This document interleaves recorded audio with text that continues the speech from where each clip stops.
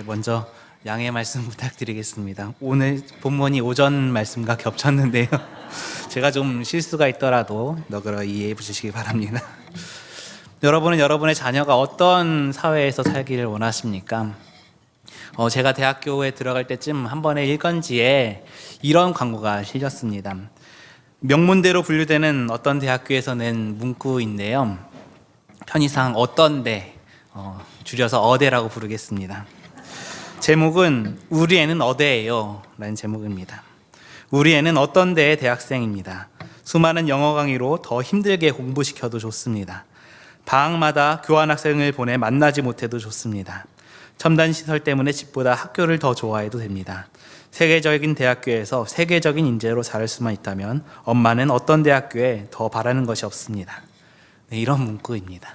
여러분 어떤 느낌이 드셨나요? 물론 학교에 영어 수업이라든지 첨단 시설이라든지 그런 것들을 자랑하기 위해 만든 문구겠지만 그것이 명문대라는 것을 생각해 보았을 때 많은 사람들을 불편하게 만듭니다. 이제 우리 아이는 이 대학교에 들어갔으니까 인생은 이제 폈다라는 느낌이 들기 때문이죠.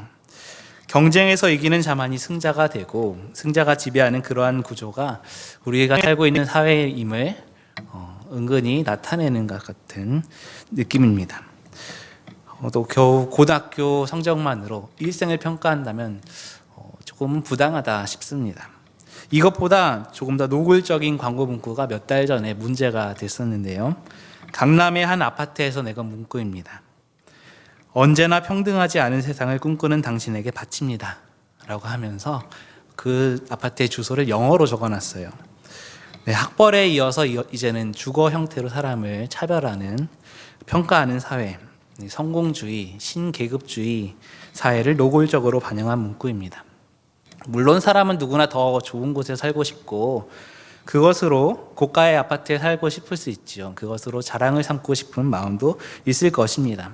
그러나 그것을 잘 드러내지는 않지요. 그런데 그것을 문구로 적어서 광고를 한다는 것은 선을 넘은 것입니다. 이런 사회 형상을 다룬 영화가 몇 달 전에 개봉이 되었습니다. 바로 콘크리트 유토피아라는 영화인데요. 전 지구급의 지진이라는 대재앙이 일어나서 모든 건물이 다 무너졌는데 딱 아파트 한 동만 남았습니다. 옛날 건물인데 튼튼해서 남았습니다. 그런데 이 아파트 주민들은 사실 한 사람 한 사람을 살펴보면 평범한 사람들입니다. 그런데 자신들은 선택받은 주민들이라고 주장하면서 평소 자기들을 무시했던 고급 아파트 사람들을 배척하고요. 또 외부인들을 혐오하면서 자기들끼리만 살아남으려고 하는 그런 생존을 위해서 결국에는 범죄까지 저지르는 그런 내용을 담고 있습니다. 그 주인공의 이름이 모시이고요. 이름은 세범입니다. 모세범입니다. 네, 모세를 이름에 넣었지요. 그것만큼 기독교적인 요소가 은근히 들어있는 영화입니다.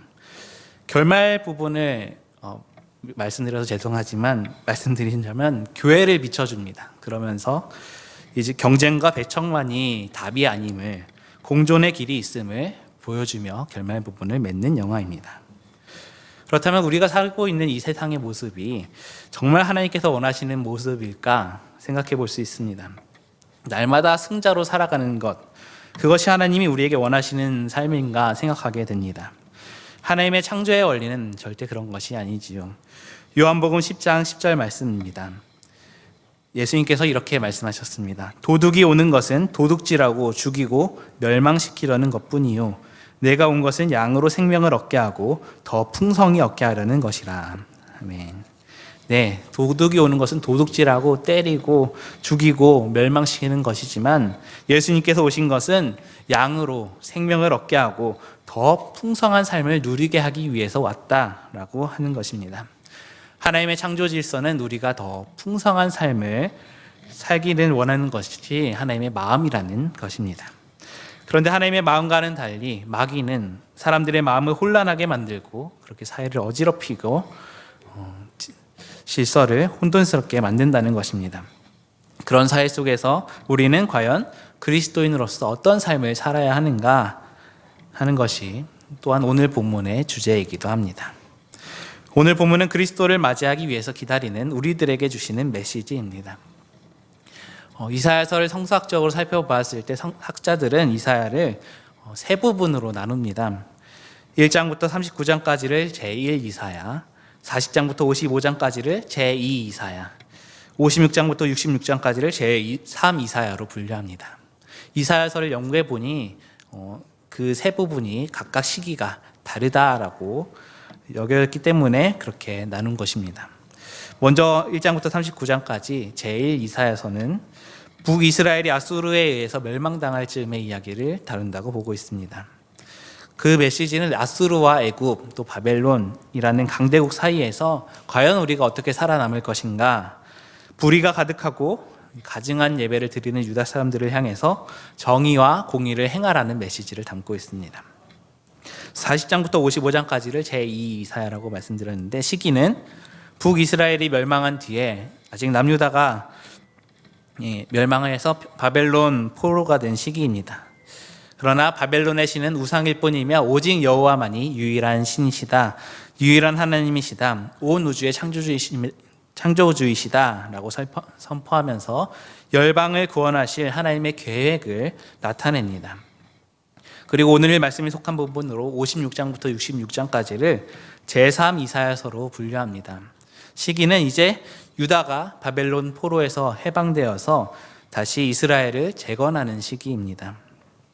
포로에서 돌아온 이스라엘은 제2사야서가 제시했던 그 벅찬 희망과는 달리 경제적으로 또 사회적으로 각종 혼란이 있었고, 공동체 간의 대립이 있었고, 이방인들의 잦은 공격으로 인해서 온갖 현실적인 문제를 직면해야 했습니다. 그런 와중에 이스라엘은 어느새 바벨론 포로 이전에 타락한 모습으로 돌아가 버렸습니다. 과거 이집트의 노예였던 이스라엘이 출애굽한 후에 광야에 40년 동안의 훈련을 받았음에도 불구하고 가나안에 들어갔을 때 거룩한 하나님의 백성으로 살지 못하고 마치 애굽의 노예 시절로 되돌아간 것과 같습니다. 그래서 제3 이사야서는 혼란과 무질서로 당혹해하는 이스라엘 향해서 또다시 하나님의 말씀을 선포합니다. 56장 1절에 너희는 정의를 지키며 의를 행하라. 이는 나의 구원이 가까이 왔고 나의 공의가 나타날 것임이라. 아멘. 그리고 예배와 안식일, 금식에 대하여 말씀을 하고 있고, 또 죄에 대한 탄식과 호소를 특별히 강조합니다. 이어서 60장 1절 말씀에 일어나라, 빛을 발하라. 이는 내 빛이 이르렀고 여호와의 영광이 내 위에 임하였음이니라 라고 말씀합니다. 네, 일찍이 선포됐던 이스라엘에 임할 하나님의 영광을 다시 한번 선포하면서 장차 임할 새 하늘과 새 땅에 대한 종말론적인 비전까지 제시하고 있습니다. 그 중에 오늘 말씀이 61장 말씀이 위치하여 있습니다. 그리고 먼저 말씀을 살펴보면 하나님의 영이 여호와의 종에게 기름 부으시는 장면이 나옵니다. 1절 말씀입니다. 주 여호와의 영이 내게 내리셨으니 이는 여호와께서 내게 기름을 부으사 가난한 자에게 아름다운 소식을 전하게 하려 하심이라. 나를 보내사 마음이 상한 자를 고치며 포로된 자에게 자유를, 갇힌 자에게 노임을 선포하며. 아멘. 먼저 하나님께서 종을 따로 구별하셔서 메시아, 기름 부은 자로서의 사명을 부여하였습니다. 그 메시아의 사명이 이렇습니다. 먼저 가난한 자들에게 아름다운 소식을 전하는 것입니다. 가난한 자들은 어느 시대나 있습니다. 공고합니다. 그들은 의지할 곳도 없고 도움받을 곳도 없어서 오직 하나님만 찾습니다. 메시아가 그들에게 전하는 아름다운 소식은 바로 복음입니다. 여기서 마태복음 5장에서 주님께서 선포하신 말씀, 심령이 가난한 자는 복이 있나니 천국이 그들의 것이미요 라는 예수님의 말씀이 생각납니다. 또 메시아는 마음이 상한 자를 고치십니다. 이것은 원어적으로 마음이 산산이 부서진 자를 뜻합니다. 그들이 마음이 상한 이유는 사회에서 정의와 공의가 실현되지 않았기 때문입니다. 하박국 선지자가 이렇게 부르짖었죠. 여호와여, 내가 부르짖어도 주께서 듣지 아니하시니 어느 때까지리이까? 율법이 해이하고 정의가 전혀 시행되지 못하오니 이는 악인이 의인을 에워쌌으므로 정의가 굽게 행하여 짐이니이다. 네. 우리가 세상이 아무리 불의가 가득해도 나 혼자 잘 먹고 잘 살면 되지 라고 말한다면 진정한 그리스도인이 아닐 것입니다.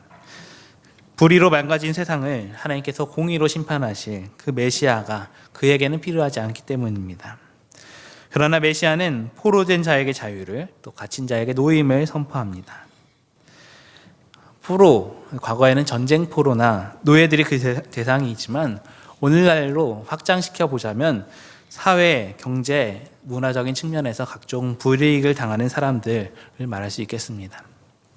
남성 중심 사회의 여성들이라고 할 수 있겠고, 또 연약한 남성들도 있겠지요. 또 어린이, 청소년, 청년, 노인 등 세대도 다양합니다. 또 다문화 가정에 속하는 사람들, 또 장애인도 있을 수 있고요. 또 각종 소수자들도 있습니다. 비정규직, 또 실업자, 또 질병으로 고통받는 이들도 21세기에 포로된 자, 갇힌 자라고 할 수 있겠습니다. 이렇게 이러저러한 이유로 온갖 슬픔을 안고 살아가는 사람들이 있습니다. 그런데 메시아는 하나님의 은혜의 해와 하나님의 보복의 날을 선포함으로써 그들을 위로합니다. 2절 말씀입니다. 여호와의 은혜의 해와 우리 하나님의 보복의 날을 선포하여 모든 슬픈 자를 위로하되. 은혜의 해와 보복의 날은 같은 날입니다. 구약의 희년을 가리킨다 할 수 있겠습니다. 희년은 땅을 잃었던 자들은 땅을 회복하는 날이고, 또 종되었던 자들은 자유를 얻는 해입니다. 반대로 땅을 빼앗은 자들에게는 땅을 다시 잃는 날이고, 종을 부리던 자들은 종을 잃는 날이기도 하지요. 구약 율법에 의하면 50년에 한 번씩 희년이 돌아옵니다. 그런데 여호와의 종 메시아는 그 희년을 50년 후가 아니라 바로 지금 이뤄진다라고 선포합니다.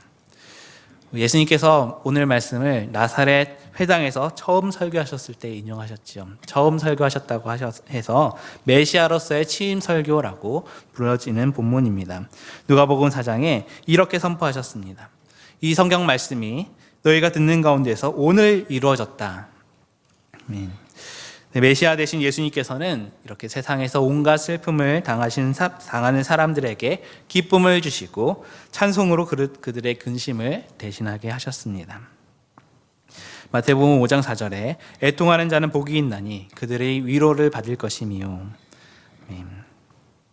오늘 말씀은 여호와의 종의 메시아 사역 선포에 이어서 그렇게 메시아의 백성이 된 자들, 가난한 자, 마음이 상한 자, 포로된 자, 갇힌 자 등 세상에서 모든 슬픔을 당한 자들에게 우리가 감당할 사역도 말씀하고 있습니다.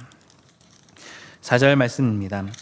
그들은 오래 황폐하였던 곳을 다시 쌓을 것이며 옛부터 무너진 곳을 다시 일으킬 것이며 황폐한 성읍 곧 대대로 무너져 있던 것들을 중수할 것이며. 아멘. 한마디로 무너진 이스라엘을 다시 중건하는 일입니다. 그런데 단지 이스라엘의 중건만을 뜻하는 것이 아닙니다. 5절에 그때 이스라엘의 이방인들이 함께할 것이고, 또 그들에게 이스라엘은 여호와의 제사장, 하나님의 봉사자라 일컬음을 받게 될 것이다 라고 말하고 있습니다. 그래서 우리가 단지 무너진 옛 이스라엘을 재건하는 것뿐만이 아니라 세상의 모든 사람들로 구성되는 새 이스라엘을, 곧 이 땅 가운데 하나님의 나라를 세우는 일에 부르심을 받았다라는 것입니다. 그렇다면 우리가 어떻게 그런 일을 감당할 수 있을까요? 8절 말씀입니다. 물은 나 여호와는 정의를 사랑하며 불의의 강탈을 미워하여 성실히 그들에게 갚아주고 그들과 영원한 언약을 맺을 것이라. 아멘.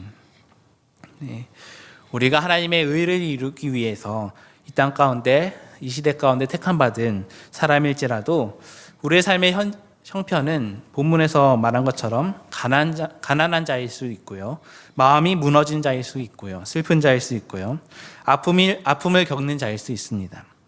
내 상황이 모든 것이 다 평화롭고 또 강하고 안전한 것은 아니죠. 어떤 사람은 가난할 것이고, 누군가는 아파할 것이고, 슬퍼할 것이고, 여전히 그런 형편 속에 우리가 살아가지만, 그러나 그 속에서도 하나님의 구원의 손길은 여전히 우리를 붙잡고 계시고, 그분의 손을 우리가 붙들고 같이 동행한다면 우리의 아픔과 고통을 이겨나가게 될 것이라 말씀하시는 것입니다. 우리 삶 가운데 주변에 불의와 부정이 가득하고 불평등이 보이고 부조리가 보입니다.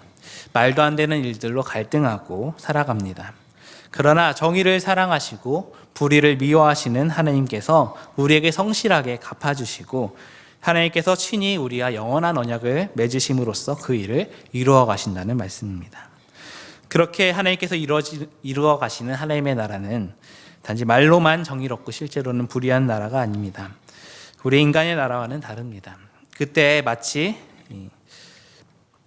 신랑에게 10절 말씀에 보시면 내가 여호와로 말미암아 크게 기뻐하며 내 영혼이 나의 하나님으로 말미암아 즐거워하리니 이는 그가 구원의 옷을 내게 입히시며 공의의 겉옷을 내게 더하심이 신랑이 사모를 쓰며 신부가 자기 보석으로 단장함 같게 하셨음이라. 네, 그때 마치 신랑에게 관을 씌우고 신부를 폐물로 단장시키듯이 하나님께서 우리에게 구원의 옷을 입혀주시고 공의로 겉옷을 둘러주실 것입니다. 그렇게 구원받은 모든 이들이 하나님 안에서 기뻐하고 즐거워할 것입니다. 그래서 이 9절 말씀입니다. 그들의 자손을 문 나라 가운데 그들의 후손을 만민 가운데 알리리니 무릇 이를 보는 자가 그들은 여호와께 복받은 자손이라 인정하리라. 아멘. 네. 그렇게 하나님의 나라를 세워가는 일이 아무리 힘들고 고난하여도 결국 그 고난의 터널을 지나가서 하나님께서 함께 하심을 믿고 하나님의 성령을 의지하며 살아가는 사람, 이 땅 가운데 하나님의 나라를 세우는 일에 부르심을 입은 사람들에게 마지막 우리를 부르는 호칭이 너는 하나님께 복받은 사람이다. 너희는 하나님께 복받은 교회요. 하나님께 복받은 민족이다. 라는 별칭을 얻을 것이라고 하나님께서 말씀하고 계십니다. 그렇게 변화된 세상의 모습을 마지막 11절 말씀에서 이렇게 표현을 합니다. 땅이 싹을 내며 동산이 거기 뿌린 것을 움돋게 함같이 주 여호와께서 공의의 찬송을 모든 나라 앞에 솟아나게 하시리라. 아멘. 네. 대강절 세 번째 주일을 지냅니다. 이사야 말씀을 나누었는데 이사야의 이사는 예수와 같은 의미로 구원이라는 뜻을 갖고 있습니다. 야는 여호와, 즉 하나님이라는 뜻입니다.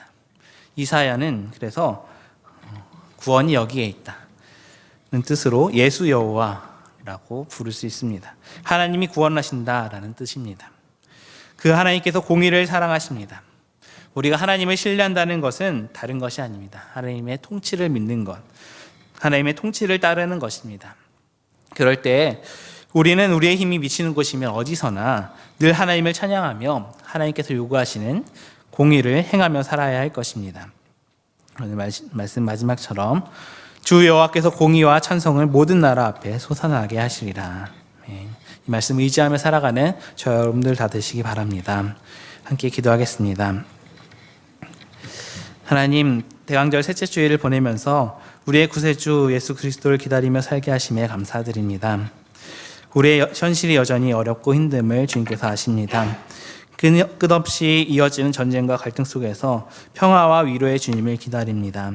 절망의 어둠 가운데 우리의 삶이 사로잡혀 있다고 할지라도 잠잠히 주님만을 바라보게 하여 주시옵소서. 나의 영혼이 잠잠히 하나님만 바라며 나의 구원이 그에게서 나오는도다 라는 찬양의 고백처럼 우리의 산소망이신 주님만을 잠잠히 바라보게 하여 주시옵소서. 주님, 그러나 세상의 법대로 성공과 번영을 신으로 삼고 하나님을 멀리했던 마음을 회개합니다. 감사를 잊어버리고 원망과 불평과 미움과 증오로 정죄하며 살아갔던 교만함을 회개합니다. 시간 평화의 왕으로 오신 주님을 맞아들이며 주님께서 우리를 다스리시고 참된 위로와 평안을 우리에게 더하여 주시옵소서. 그래서 갈등과 분열로 지친 이웃들에게 하나님의 참된 위로를 전하며 살 수 있도록 지금 우리를 붙잡아 주시고 힘을 더하여 주시옵소서. 그렇게 하나님의 은혜를 세상에 증거하는 우리의 삶이 될 수 있도록 능력을 더하여 주시옵소서. 나의 능력이 되시며 구원자 되신 예수 그리스도의 이름으로 기도드립니다. 아멘.